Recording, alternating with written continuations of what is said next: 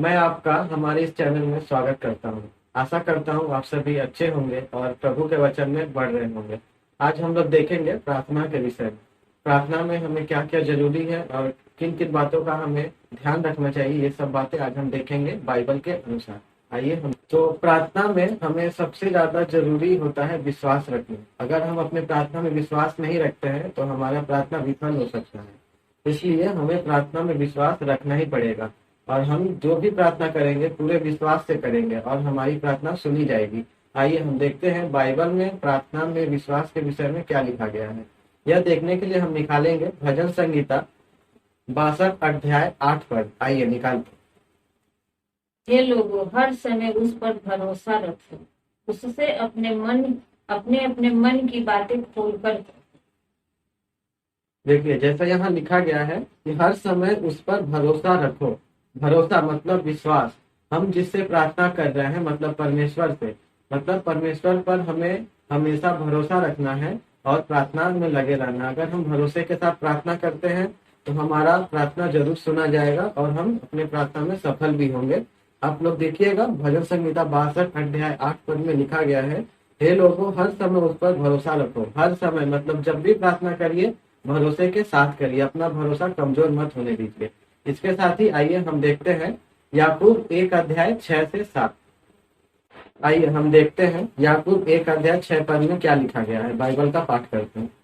पर विश्वास से मांगे और कुछ संदेह न करे, क्योंकि संदेह करने वाला समुद्र की लहर के समान है, जो हवा से बहती और उछलती है। देखिए, जैसा कि यहाँ लिखा गया है, पर विश्वास से मांगे। जो भी आप परमेश्वर से मांगिए संपूर्ण विश्वास के साथ मांगिए। एकदम अपने अंदर विश्वास रखिए कि हम परमेश्वर से मांगे हैं तो हमें वह जरूर मिलेगा। इसके साथ ही देखिए क्या लिखा गया है, और कुछ संदेह न करे। यहाँ परमेश्वर कह रहा है कि हमें अपने प्रार्थना में थोड़ा भी संदेह नहीं लाना है। जैसे हम लोग कभी कभी प्रार्थना करते समय ऐसा सोचते हैं कि ये बात होगी कि नहीं होगी, हो सकता है मेरी प्रार्थना सुनी जाए, हो सकता है ना सुनी जाए। हमें अपने मन में ऐसा विचार कभी भी नहीं लाना है। जब भी हम परमेश्वर से प्रार्थना करेंगे संपूर्ण विश्वास के साथ करेंगे और परमेश्वर हमारी प्रार्थना जरूर सुनेगा और हमारी प्रार्थना पर कान लगाएगा और हमारी प्रार्थना को पूरा करेगा। अगर हम संदेह रखते हैं तो हम अपने आप में स्थिर नहीं हो पाएंगे।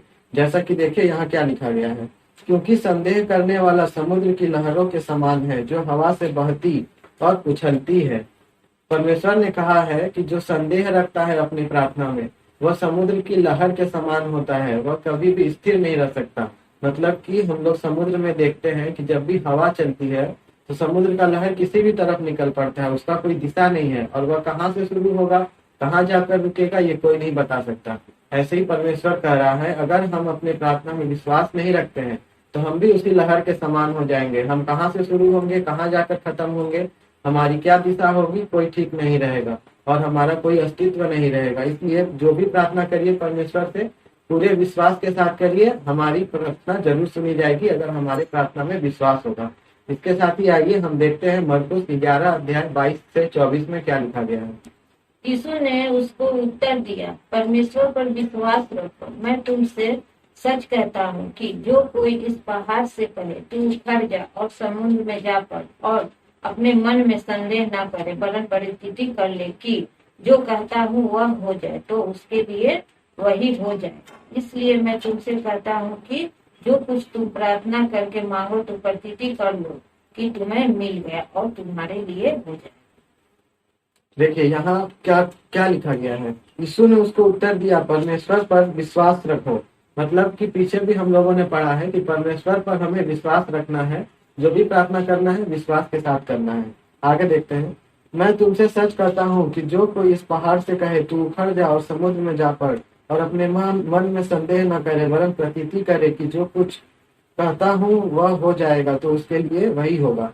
यहाँ लिखा गया है, अगर हम विश्वास के साथ कहते हैं पहाड़ से कि पहाड़ उखड़ के समुद्र में मिल जा, और अगर हमारा विश्वास एकदम पक्का होगा तो वह हमारे लिए हो जाएगा, पहाड़ उखड़ के समुद्र में मिल जाएगा। लेकिन यह एक ही रीति से हो सकता है कि हमें अपने प्रार्थना में विश्वास रखना होगा, हमें अपने मन में स्थिर रहना होगा कि हम जो भी प्रार्थना कर रहे हैं वह प्रार्थना जरूर सुनी जाएगी और जरूर वह प्रार्थना सफल होगी, तभी यह हो सकता है।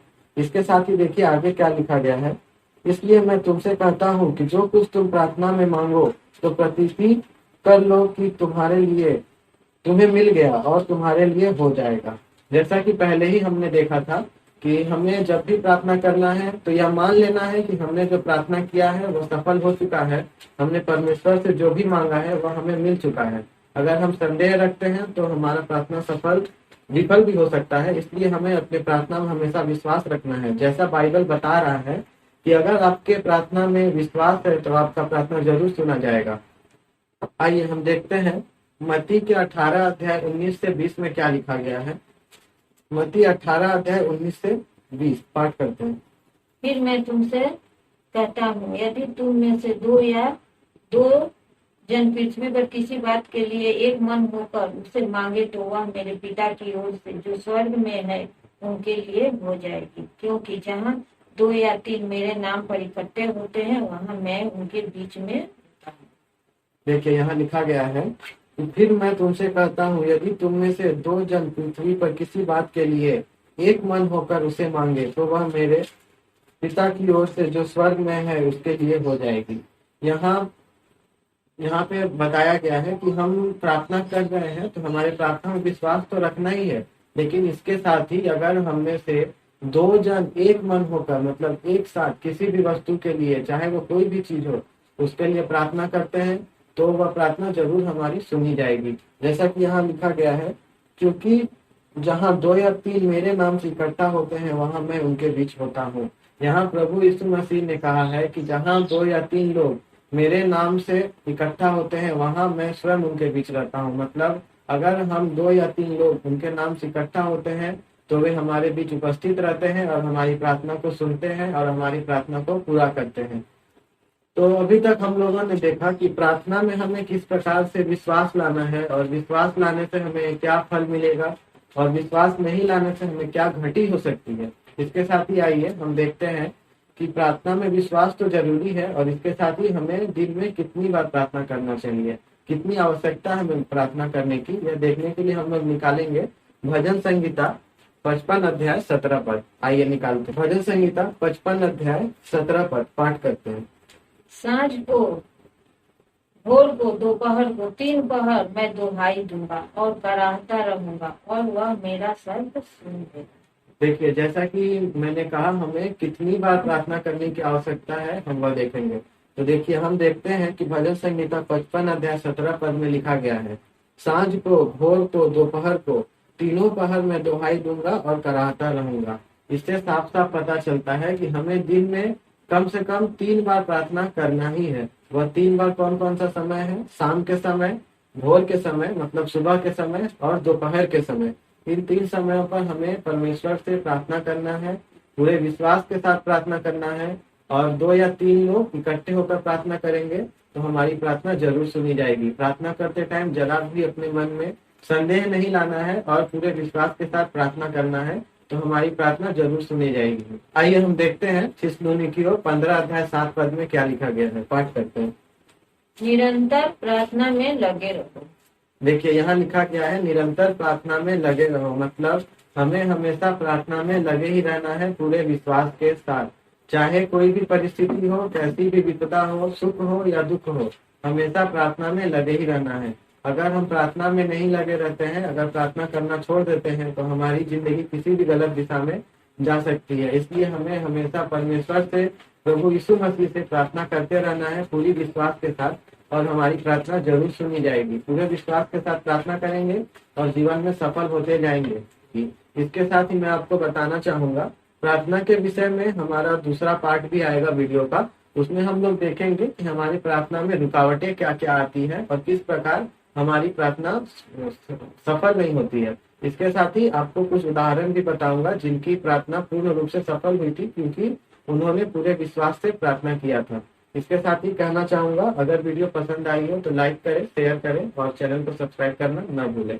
जय मसीह की।